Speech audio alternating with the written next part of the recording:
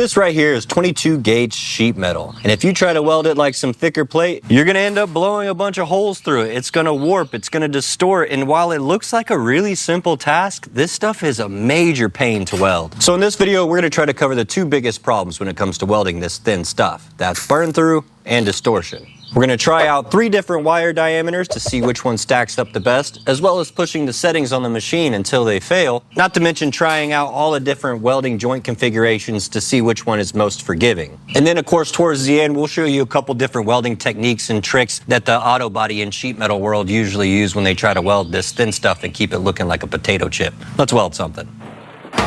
Now, I'm not gonna lie, I spent hours in welding coupon after coupon after coupon so I could see a little bit of success and help relay it to you guys. And I've gotta say, if you can manage welding this really thin material, I feel like you can weld just about anything. Step 1 to welding this stuff is knowing just how thick it is, because depending on the thickness of metal you want to have a thinner filler metal to use to weld it. And while you're welding really thick material, 3/16, quarter inch, 1 inch thick, you could get away with freaking murder. You can run really thick diameter wire when it comes to this MIG welding process. This is 22 gauge sheet metal. It's roughly about 0.30 or 0.3, 0.29, depending on where you buy it from. It's really thin. And what we're trying to do is have a filler metal that melts at a lower temperature than the base metal itself. So you're gonna essentially wanna try something a little bit smaller than already something super thin. For example, we're going to be doing a couple 2G butt welds. We're going to actually end up doing several because, again, I'm trying to weld one after the other to see if I can get something to work. We're going to start by putting some 0.35 diameter MIG wire into this little weld pack here. We're going to spool it up. We've got all the right drive rollers. We've got the right contact tip. We're ready to weld with 0.35, and we're going to go ahead and put this in the horizontal position and try to weld from one end to the other. This wire is going to take a little bit more energy, a little bit more volts in order to melt or break down, and it usually melts at a little bit of a higher temperature than the base metal itself. So you're going to end up putting a ton of heat into the material, blowing a bunch of holes and becoming a problem. Now you can go about turning the machine down, but now it's going to be just laying it on the top, really globby, really not sticking really well to the material. It's not penetrating or going through, even though it's super duper thin. Super sputtery, super poppy. I've always had just a really hard time welding anything with a bigger diameter filler metal than the base metal is thick. It's just something you're going to struggle with. So that's when we got to start toning things down. I'd say it's pretty hard to find a happy medium with that 0.35 wire, so we're going to jump down to some 0.30 wire. This is pretty much going to be matching the exact same thickness as our 22 gauge sheet metal, so all we got to do is change the contact tip in the machine from 0.35 to 0.30, and then we can change also the drive rollers, and we're ready to rock and roll. The base metal and the wire diameter are the exact same thickness, but I'm still struggling. If I have any type of hesitation, or I don't check my travel speed, or my contact tip to work distance varies, I just get that occasional hole. Now I can keep going and ignore it, but I'm still having a really hard time welding this stuff with some 0.30 wire. As you can see, I've welded a lot of coupons and I'm having a tough time not putting some Swiss cheese all across them. I'd like to know who in the comments down below is a professional sheet metal welder, and if this is common or if I'm just bad at it. At the end of the day, the 0.30 was still a little bit more forgiving than the 0.35. Just because the melting rate was a little bit lower, we can run the machine at a more appropriate voltage and wire feed speed in order to get a bead all the way across. Even though it was still a little bit more forgiving, again, I'm still struggling not putting holes in these plates. Finally, the smallest diameter wire that I can find at the weld supply store, that's going to be your 0.25. That's going to be smaller than the sheet metal is thick, so that should help us out. Again, we got to change out the drive rollers, swap out the contact tip, so we've got everything set up to weld with this 0.25 wire. This is night and day easier than the 0.35. I can definitely get across the plate. I'm still checking up occasionally, just getting the most tiniest little holes, and it just irks me so bad because I want desperately to get from one end to the other without putting a hole in one of these pieces of plate. I believe with the 0.25 wire, we're going to have our best chance of success. We've just got to fiddle a little bit more with the settings and operate the voltage and wire feed speed, and it does depend on the type of joint configuration, and we're going to get all into that next. This little Lincoln Weld Pack 90i MIG is pretty handy. Something that's really accessible to pretty much everyone. You can pick it up at the hardware store with all the consumables that you need to go along with it. And it welds this thin sheet metal really well. However, the knobs on the front leave a lot to the imagination as far as setting your volts and wire feed speed.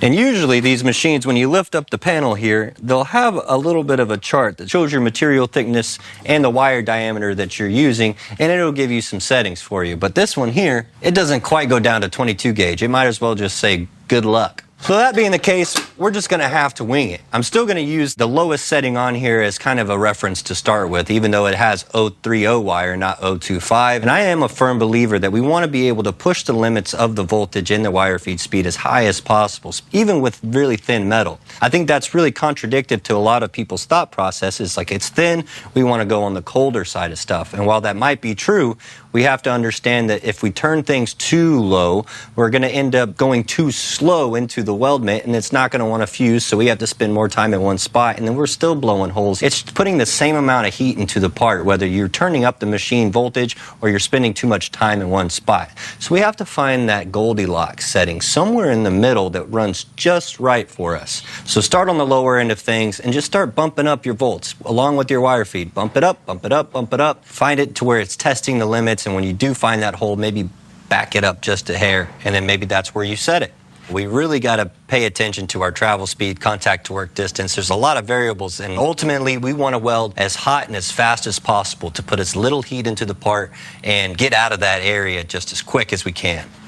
Different joint designs can be more challenging than others just on the fact of how they hold heat, even though we're keeping all the other variables the same. And the way I always like to think about it is where you're welding on the actual sheet metal itself. Towards the edges or the sides, you're going to not be able to hold as much heat as towards the center. For example, this butt weld, we're going to put the edges of the base metal together, and we're going to try to weld just the edges. And there's only heat able to dissipate in two different directions. So this butt weld is just absolutely hard to make, especially if you put a little gap in there. Corner joints, they're pretty much the same situation as a butt joint. We're going to be putting this joint together on the edges just as we did the butt weld, but we're going to be forming a 90-degree angle or a corner, right? I would say that it holds heat just a little bit better, but it is still a really challenging weld to make on this really thin material. And it really has to do with just how that heat dissipates. Welding on the edges is tough, and it only has two directions to go. Same thing for the lap joint here. It really only has two directions for that heat to travel on either side of the weld. However, we're no longer welding like right on the edge of the material. We're kind of welding somewhere in the middle of it, or somewhere where there's a lot more heat to be able to be held.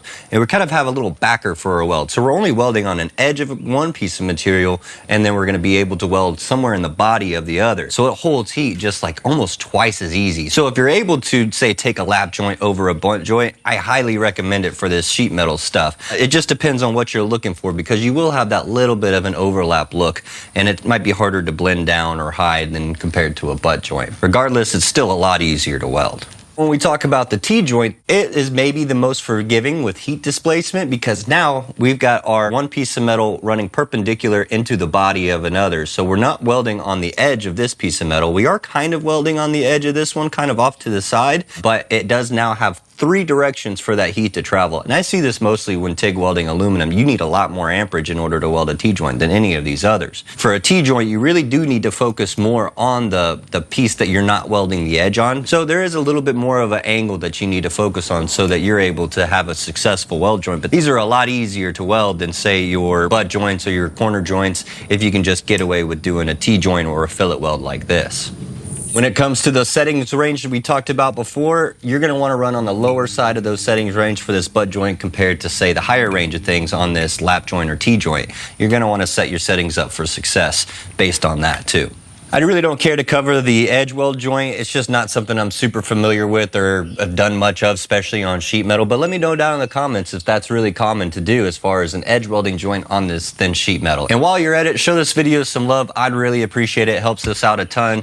Leave us a comment down below what you'd like to see next. Give it a like, give it a subscribe. It means the world to us. Before we roll into the different welding techniques that can help knock out a little bit of the distortion and some of the holes that we've been having a problem with when welding this thin sheet metal, I want to talk about a process that completely knocks out all of those problems for us by itself, and that's the laser welder. This is the Red Saber 550 from Everlast. This is one of the smaller lasers on the market, and I have to say, as far as capabilities go, it's pretty limited to like up to 16 gauge steel, which is not something that I do a whole lot of, but it is nice to be able to have the option whenever I do it, because I'm not the best at this stuff. So using a laser makes this a whole lot easier. You can just go ahead and have that angle just the way you need it and just pull across the weld joint. Now I will say, without the wire, it is a little bit less forgiving, and you can still blow a hole in this pretty easily, because even with this 550, you have enough power to punch through this 22 gauge, no problem. Minimal to no distortion when it comes to welding with the laser, but I do have to recommend we be completely safe and be aware that these lasers can be very dangerous compared to an arc welding process. It's a super awesome option when it comes to welding this sheet metal, but we want to be safe about it.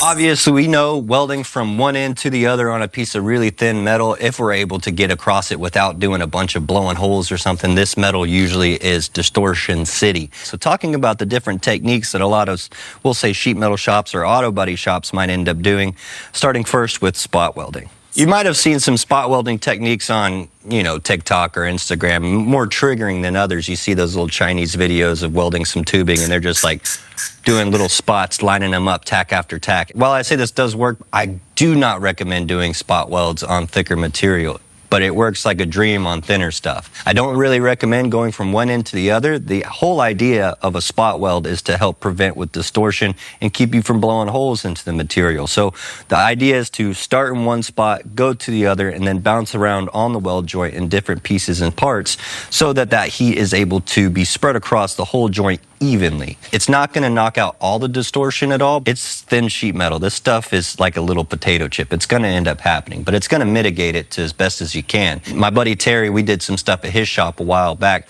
where we did some spot welds on a car body panel, and if he did see something move, he would go ahead and grab a little spray bottle and just give it a little spritz to help it cool off a little bit faster, to help, again, keep that distortion at bay. It's not the prettiest weld joint, but in most cases, they're going to blend these things down, and it's just as strong as a bead running from end to end, and we don't have holes. Now, one of my favorite techniques to help minimize distortion and also get some weld down compared to like spot welding is called backstep welding. We're going to be trying to weld from here all the way across, just as we would trying to run a full bead all the way across. But now we're going to start an inch in and weld backwards to the start. That's why they call it backstep welding. And then once we made that little weld joint, then we're going to go jump ahead of it another inch and then weld back to that other weld tying into the end of it. And we're just going to continue with that, jumping ahead, welding back, jumping ahead, welding back. That little inch at a time is about the time I start to see like trouble happening, being on the verge of burning a hole or putting some distortion into it. So at that point, that's where we stop. We weld a little inch and then we stop. We go ahead where it's a little bit cooler and then we come back. It's a really good way about welding and minimizing distortion, and I think it makes a little bit better looking welds than, say, your spot welding. Fun fact, it's also a really popular method for welding cast iron too, to help prevent any type of cracking while you're trying to weld. The next technique is what I would recommend you try to do if you can move the part, if you can flip it, roll it, try to weld downhill. Fighting gravity is the hardest part when it comes to welding, period. And when you're trying to fight gravity on one of the thinnest pieces of metal that you could probably try to weld with the MIG welding process, it is really tough. So what I would prefer to do is just weld it downhill. Going with gravity, letting that bead not necessarily dig as much as you would see in a horizontal, even a vertical position. The vertical is going to be an absolute nightmare if you try to go uphill. It's a recipe for blowing holes. If you don't have something to hold the heat on the backside or whatever it may be, highly recommend going downhill when it comes to a welding technique. It's just going to make things a lot easier if you're in a hurry and trying to get from one end to the other. But even still, long beads on thin metal is a recipe for distortion. Now, you might have caught a little hint there when I said unless you have something on the backside to help soak up the heat. And probably one of the best ways in order to put a big weld on thin metal is putting a backer on the back. Not one that is going to weld to it, right? I'm not talking about putting a steel backer on there, rather something like copper or aluminum. In this case, we're going to use a scrap piece of aluminum angle iron that I had laying around. It's super easy to find, super cheap compared to, say, trying to find a thick piece of copper to put back there. You can set your machine on the higher side of the voltage range for this sheet metal and have that aluminum or copper clamped to the back. Even clamping it down is already going to mitigate the distortion if you have something clamped to it. But that aluminum being smushed on the back side of that weld joint, as you work from one end to the other, the aluminum has so much thermal conductivity, it sucks the heat away from your weld joint. And even if you are coming across and that weld starts to open up like a butt weld would and start blowing holes, you can pause a little bit, and sit in that hole, and it'll fill up and not weld to the actual aluminum on the backside, and you can just continue on your merry way. So it's really nice. It's kind of a breeze compared to everything else we talked about today. You can set the machine how you feel, you can weld how you feel, and you don't have to be on your toes and worry about blowing holes. Let me know down in the comment section, guys, if you have any other hacks or tips for people when it comes to welding this really thin sheet metal, because again, it might look like just a little piece of metal to weld, but it is an absolute nightmare, at least for me. Thanks for watching. Go weld something.